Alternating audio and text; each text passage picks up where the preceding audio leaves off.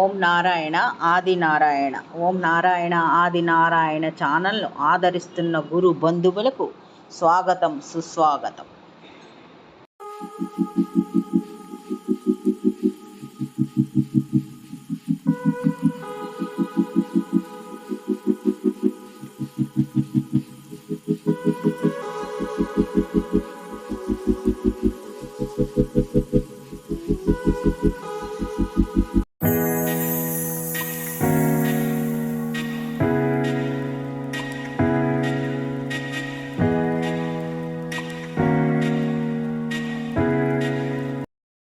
ఓం నారాయణ ఆది నారాయణ. ఓం శ్రీ భగవాన్ వెంకయ్య స్వామి నమః.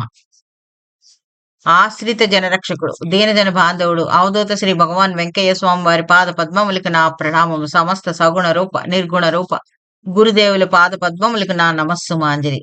అవధూత భగవాన్ శ్రీ వెంకయ్య స్వామి వారి అనుగ్రహంతో శ్రీ పెసల సుబ్బరామయ్య మాస్టర్ గారి భక్తులు అనుభవాలు, మాస్టర్ గారి శిష్యుల అనుభవాలు, భక్తుల అనుభవాలు ఈనాటి దివ్యానుభవ శీర్షికలో స్మరించుకున్నాం.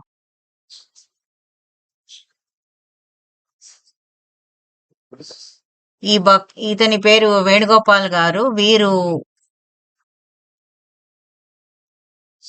న్యూక్లియర్ పవర్ కార్పొరేషన్ ఆఫ్ ఇండియాలో వీరు ఇన్ఛార్జ్ అన్నమాట, మెయింటెనెన్స్ ఇన్ఛార్జి వీరు. ఒకసారి వీరికి ఒక సమస్య వచ్చింది.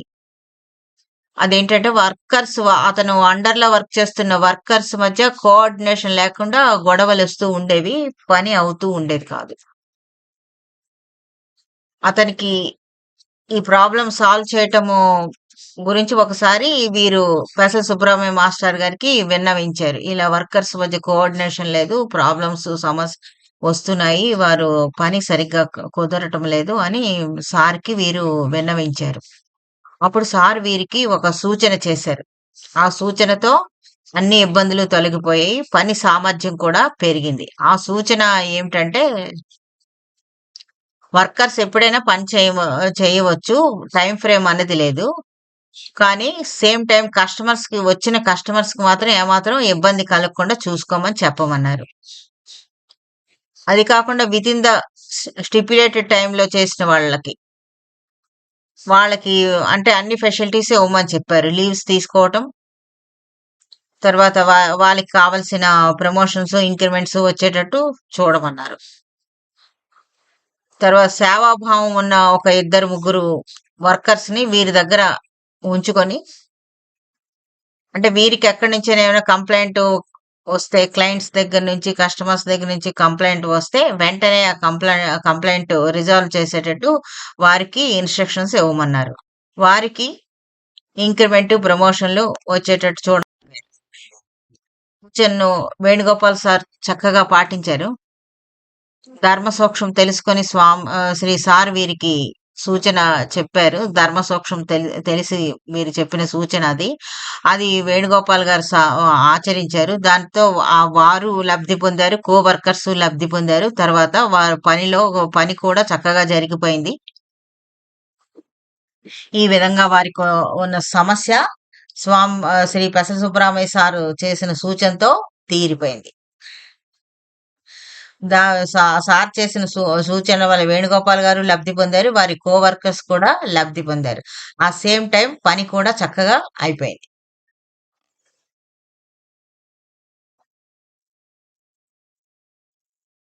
ఇంకా ఈయన సాయి శివ పిహెచ్డి, వీరు స్విట్జర్లాండ్ లో పిహెచ్డి అంటే పిహెచ్డి చేయడం కోసం స్విట్జర్లాండ్ వెళ్ళారు కదా, అది ఆ వెళ్ళిన కొత్తలో అన్నమాట.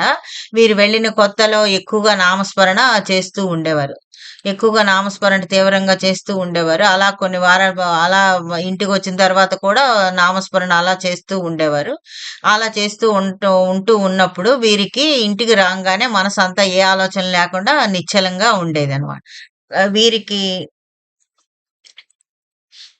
ఇంజనీరింగ్ లో ఉన్నప్పుడు సార్ చెప్పారు కదా, భగవాన్ వెంకయ్య స్వామి వారు నీకు సీటు ఇప్పించారు, స్వామివారు మెచ్చుకునే విధంగా టాప్ మోస్ట్ గా నీవు అది చెయ్యాలి, చదివే నీకు పూజ, ఇప్పుడు నీకు అప్పచెప్పిన బాధ్యత నీ చదివే, ఆ చదువునే పూజగా భావించి ఎవ్వరూ చేయలేనంత గొప్పగా టాప్ మోస్ట్ గా చెయ్యాలి అని చెప్పారు. స్వామివారికి శ్రీ భగవాన్ వెంకయ్య స్వామి వారికి నీవిచ్చే దక్షిణ అదే అని వీరికి చెప్పారు. ఆ విషయం వీరికి గుర్తుంది గదా! అందుకని ఈయన నామస్మరణతో ఎక్కువ కాలం గడుపుతున్నాను. ఇలా చదువు పట్టించుకోకుండా నామస్మరణ, ధ్యానంతో ఎక్కువ కాలం గడుపుతున్నాను. ఇది మంచిదా? కాదా? అన్న సందేహం ఈయన సాయి శివ గారికి వచ్చింది. ఇప్పుడు అదే సందేహాన్ని సార్‌కి బసవ సుబ్బరామయ్య సార్‌కి వీరు అడిగారు. అడిగితే అప్పుడు ఇలా చెప్పారు సారు. నిశ్చలంగా ఉన్న మనసులో స్వామివారి ఐడియాలిస్తారు. నువ్వు ఆలోచిస్తే కాదు. నువ్వు అదే కంటిన్యూ చెయ్యి. ఆ నామస్మరణ, ధ్యానం అని చెప్పారు సార్. వీరింక సార్ చెప్పిన తర్వాత అలాగే కంటిన్యూ చేస్తున్నారు. ఒకసారి ధ్యాన సమయంలో అతనికి ఒకరోజు తెల్లవారుజామున కొన్ని ఐడియాలు వరుసగా తట్టాయనమాట. ఆ ఐడియాలన్నీ ఈ సాయి శివ గారు వారి గైడ్‌కి చెప్పారు. గైడ్‌కి చెప్తే వారు ఇలా చెప్పారనమాట. "ఈ ఐడియాలన్నీ రివల్యూషనరీ అని చెప్తూ మీ గురువుగారికి నా నమస్కారాలు చెప్పు. ఇవి చాలా గొప్ప ఐడియాలు. ఇంత గొప్ప ఐడియాలు ఇచ్చిన మీ గురువుగారికి నా నమస్కారాలు చెప్పు" అని చెప్పారనమాట. అప్పుడు వీరికి అర్థమైంది. ఈ ఐడియాస్ అన్నీ ప్రేరేపించింది శ్రీ సుబ్బరామయ్య సారే అని వీరికి విశ్వాసం మరింతగా బలపడింది. ఇంకొక అనుభవం శ్రీ రఘురామరాజు గారు. రఘురామరాజు గారికి శ్రీ సుబ్బరామయ్య సారు వీరికి 30 సంవత్సరాల నుంచి తెలుసు. వీరు శ్రీ సుబ్బరామయ్య సార్ కోసం గురించి ఇలా చెప్తారు. తనువు, మనస్సు, ప్రాణం మొత్తం సద్గురువుకి అర్పించిన గొప్ప వ్యక్తి శ్రీ పెసల సుబ్బరామయ్య సార్ అని రఘురామరాజు గారు చెప్తారు. వారి అనుభవం ఒకటి ఈ విధంగా చెప్పారు. వారి భార్యకి అంటే రఘురామరాజు గారి భార్యకి సత్సంగాలు, మహాత్ముల సందర్శనాలు అనేవి నచ్చవు. ఆవిడ వీరు వెళ్ళేటప్పుడు ఈ సత్సంగాలు, మహాత్ముల సందర్శనలు చేసుకునేటప్పుడు ఆమె వచ్చేది కాదు. అంతేకాకుండా ఈయన్ని కూడా వెళ్ళనిచ్చేవారు కాదు. అందువల్ల వీరు ఎక్కడైనా మహనీయుల దర్శనంకు వెళ్ళినప్పుడు ఆమె మనసు బాగుండాలని, ఆమె మనసు మార్చాలని వారిని కోరుకుండేవారు. ఇలా జరుగుతూ ఉండేది. ఒకసారి పెసల సుబ్బరామయ్య సార్ మాటల సందర్భంలో వీరితో రఘురామరాజు గారితో ఇలా అన్నారు. "ఎందుకయ్యా మీ ఆవిడంటే అంత ద్వేషం" అన్నారు. ఆ మాటతో వీరికి అదిరిపోయారనమాట. ఏంటి సార్ ఇలా అన్నారు? ఎప్పుడు తన భార్యకు మంచి జరగాలని నేను కోరుకుంటున్నాను గదా! ద్వేషముగా అని అంటున్నారేమిటి అని అనుకున్నారు. కానీ తీరా వారు ఆలోచించి చూస్తే వారికి అర్థమైందేంటంటే వీరి భార్య అంటే ఇతనికి ద్వేషం ఉండటం వల్ల ఆమెకు కూడా ద్వేషం ఏర్పడింది. అంటే వీరికి ఉన్న ద్వేషము ఉండడం వల్ల ఆమెకు కూడా ద్వేషం ఇతని మీద ద్వేషం ఏర్పడింది.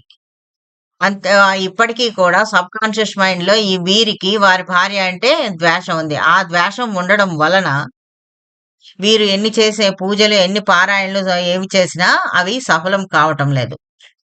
ద్వేషం ఉండడం వల్ల. సారేమో పెసల సుబ్బరామయ్య సార్ ఈ ఒక్క మాటతో ఆయనలో ఉన్న బలహీనతని చెప్పారు. అంతేకాకుండా వారి భార్య పట్ల ఉన్న దృక్పథాన్ని కూడా మార్చారు. అవగాహనతో సద్గురు సేవ, గృహస్థ ధర్మాచరణలో ముందుకు వెళ్ళమని, మంచి ప్రవర్తనతో సద్గురు సేవ చేసుకుంటూ గృహస్థాశ్రమంలో ధర్మాచరణ చేస్తూ ముందుకు వెళ్ళే సహకారం వీరు శ్రీ పెసల సుబ్బరామయ్య సార్ వీరికి అంతటి సహకారాన్ని వీరికి అందించారు. అంటే సద్గురు సేవ చేస్తూ గృహస్థ జీవితంలో ధర్మాచరణతో ఆచరిస్తూ ధర్మాచరణలో ముందుకు వెళుతూ ఈ విధంగా ఉండాలని వీరికి పెసల సుబ్బరామయ్య సార్ వీరికి ఈ విధంగా ఈ ఒక్క సలహాతో వారికి సహకారం అందించారు. ఓం నారాయణ ఆది నారాయణ.